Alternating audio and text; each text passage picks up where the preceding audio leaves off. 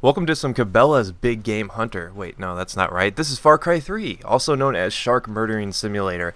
But yeah, what's going on, guys, in the works? And we are playing some Far Cry 3, and a lot of you guys have wanted me to post some of this and talk a little bit about the game, because I have mentioned that I have been playing it quite a bit, and I finally beat the core game, and there was a lot to do in this game, a ton to do.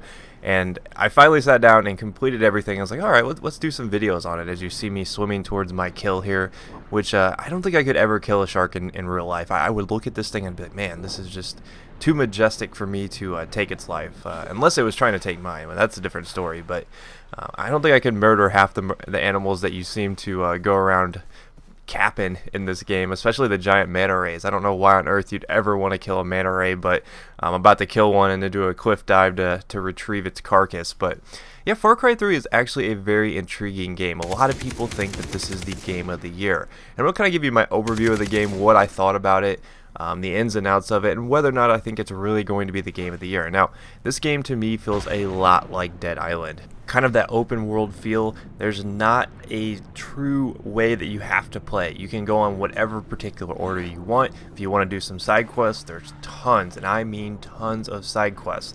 But it does take a while to get going. I think I didn't really start enjoying this game until about 10 hours in, is really where I started to be like, okay, this is clicking with me. I'm starting to finally enjoy my experiences with it. I think the first, eight or so hours was just me kind of getting used to the game, trying to get a feel for it, because at first a lot of the quests do seem monotonous, and that's one of my problems with open world games like this is, with a campaign, most first-person shooters where it's based on like quick time actions and you gotta follow this really linear storyline, there's not really a whole lot of ways that you can deviate from how you play the game. Whereas with this, you play it however you want. If you want to hunt emus all day, you hunt emus all day. If you want to go murder chickens, go murder chickens. And I'm sorry to say I actually do murder a chicken here coming up, but the animals are a big part of the game. So you do have to collect some of the I guess you would say animal pelts, and I think you can actually get like the stomach of the emu,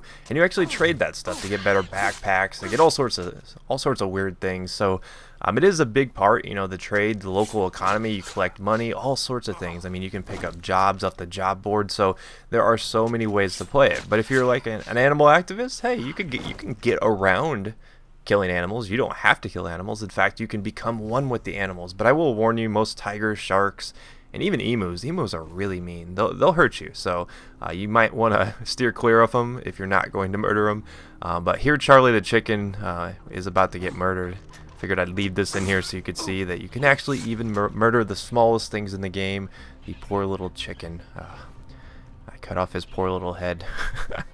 But anyways, let's get back on topic. Let's actually look at some raiding going on here. And I'm actually out of ammo, unfortunately, so I'm going to have to do some stealth kills on these guys. And this is one of the big portions of the game. And this is me doing a pretty poor job of a stealth kill. Now, the objective of this particular base is actually to get over there and shoot the emu cage and let the emu out to cause chaos.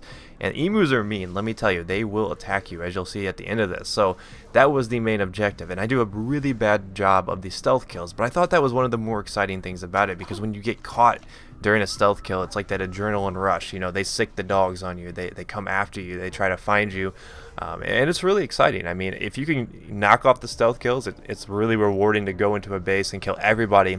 But you can also just go in there and raise havoc with your AK-47 and just blast their brains out if that's your cup of tea. So it caters to any sort of playstyle. If you want to be a Splinter Cell, go in there and hide in the bushes, jump out, lunge at them, stab them in the back, and drag them into the bushes.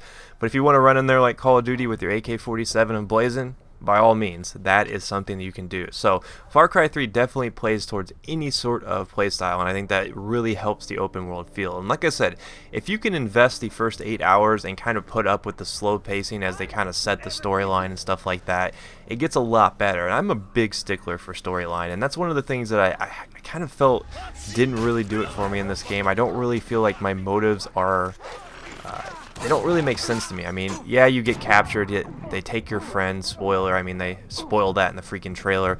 Essentially, you're captured, you're trying to save your girlfriendy thingy-majigger and your brother or something like that, and you're trying to save them from these pirates, and you go on this mass murdering spree, and you team up with the natives, and they give you all sorts of weird powers and potions and skills, and, you know, the skill tree is actually one of the most rewarding things in this game, is leveling that up, because it can really make it so that you can customize the player to kind of go in the way that you want them to play. So if you want to play the Call of Duty style, you can actually, you know, focus on some gun tree style, you know, some gun skills. If you want to be a stealth guy, you can focus on different melee lunges and stuff like that. So overall, I think Far Cry 3 is a very good game. There's at least, assuming you do maybe like 25% of the side quests, you're looking at least 20 or so hours.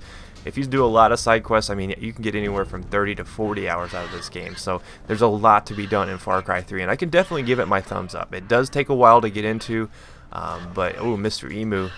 Should I let him out? Yeah, I guess I'll just go ahead and let him out, since this was my objective, but unfortunately he is a mean Emu, and he must meet his end. But it is a lot of fun. I mean, like I said, there's so much to do in this game, I can't even begin to touch on it. So I'll probably do one more Far Cry 3 video, because I do enjoy this game. It is a lot of fun to play and kind of talk about, and it's definitely in contention for Game of the Year. I think it may fall a little bit short in my book, but it is a lot of fun. But if you missed any of my last videos, check them out, and hopefully you did enjoy this short little overview of my Far Cry 3 experiences. Peace.